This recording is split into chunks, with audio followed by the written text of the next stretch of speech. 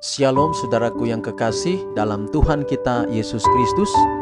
Pada malam hari ini sebelum kita beristirahat, saya ingin membacakan ayat Alkitab kita malam hari ini, pasal 1 kitab Daniel. Jadi Daniel pasal 1 dengan judul Di Istana Babel. Sebelumnya mari kita berdoa.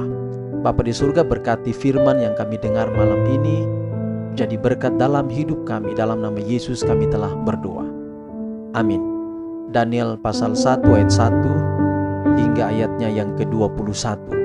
Di Istana Babel. Pada tahun yang ketiga pemerintahan Yoyakim Raja Yehuda, datanglah Nebukadnezar Raja Babel ke Yerusalem lalu mengepung kota itu. Tuhan menyerahkan Yoyakim Raja Yehuda dan sebagian dari perkakas-perkakas di rumah Allah ke dalam tangannya. Semuanya itu dibawanya ke tanah Sinear, ke dalam rumah dewanya. Perkakas-perkakas itu dibawanya ke dalam perbendaharaan dewanya.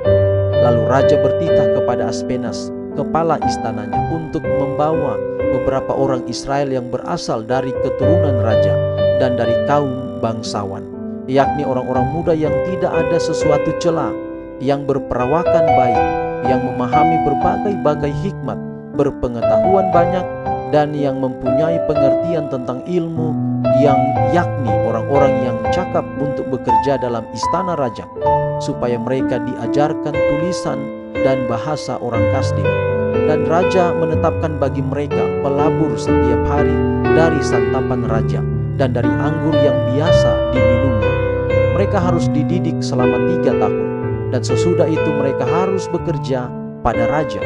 Di antara mereka itu ada juga beberapa orang Yehuda, yakni Daniel, Hananya, Misael, dan Asaria.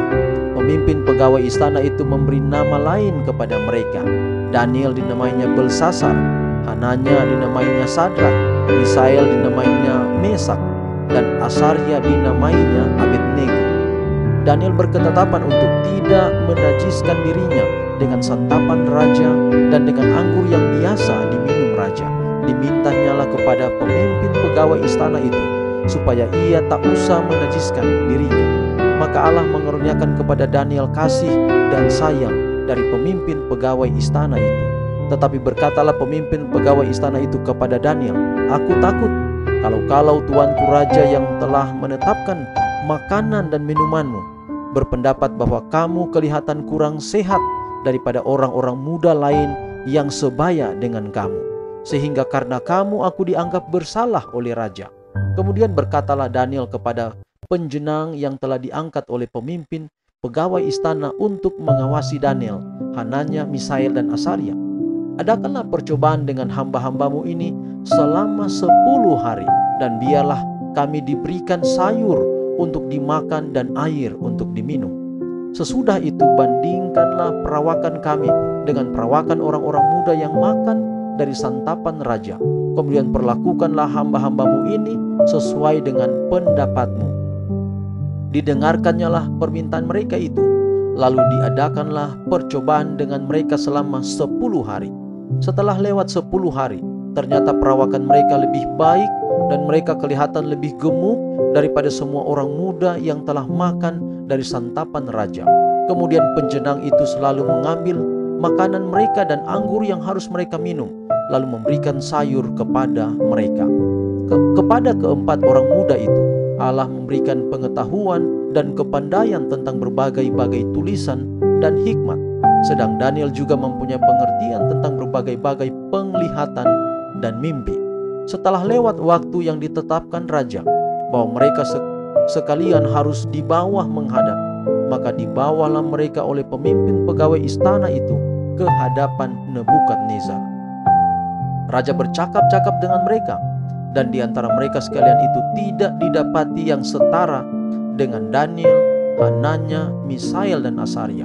Maka bekerjalah mereka itu pada raja dalam tiap-tiap hal yang memerlukan kebijaksanaan dan pengertian yang ditanyakan raja kepada mereka. Didapatinya bahwa mereka 10 kali lebih cerdas daripada semua orang berilmu dan semua ahli jampi di seluruh kerajaannya. Daniel ada di sana sampai tahun pertama pemerintahan Kores. Tuhan memberkati bacaan firman Tuhan malam hari ini. Sebelum kita tidur, biarlah kita boleh merasakan berkat Tuhan dalam hidup kita. Mari kita berdoa. Bapa di surga, terima kasih untuk firman. Biarlah dapat menyejukkan hati kami ketika kami berbaring di atas tempat tidur. Pelihara kami sepanjang malam hari ini. Sampai besok pagi kami boleh bangun untuk kembali mendengar firman-Mu dan melanjutkan semua aktivitas kami. Terpuji nama Tuhan. Dalam nama Yesus kami telah berdoa. Amin. Selamat beristirahat.